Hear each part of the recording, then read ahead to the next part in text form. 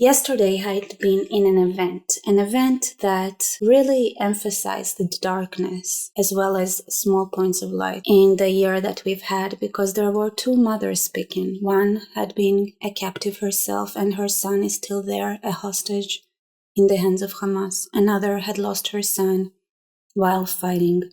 And a third was a soldier himself who had had the experience of opening the doors in those villages and those kibbutzes that were devastated by Hamas forces, and he saw with his own eyes how awful human beings can be. This was how this year started, with those impressions imprinted in us, in this realization that there is darkness and the darkness has no limits. And then here's what happened, you see. You'd be surprised, but Israel, a year ago, didn't know how to deal with the tunnels in Gaza. Didn't have anything to deal with it. They actually scraped things and brought things from the trash, where someone, somewhere, sometime there were rumors that he had figured out how they might be able to deal with the tunnels in Gaza. And they actually went digging into the trash to find his notes. And guess what? It worked, and that was a miracle. And that miracle allowed Israel to operate in Gaza. And from there on, there were miracles upon miracles. And Israel had fought against Gaza, against Lebanon.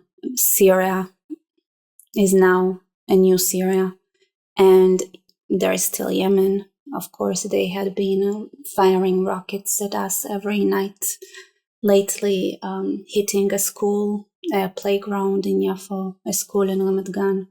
Actually, I know several people who their homes had been damaged because of those ballistic missiles that were shot out of Yemen. So, as you can tell, there is a lot to do still, but everything that happened, the war with Lebanon, what we expected, it was what the generals expected, what everybody believed, what the American intelligence had said, is that it's going to be devastating with tens of thousands of casualties, and that it would be disastrous and we should avoid it at all costs. And yet Hezbollah was diminished.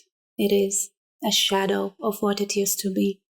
Iran sent the biggest missile attack, ballistic missile attack in history towards Israel, and the biggest drone attack towards Israel. And yet, even though there were some damages and one casualty in the form of a Palestinian man in Yericho, we stand and we stood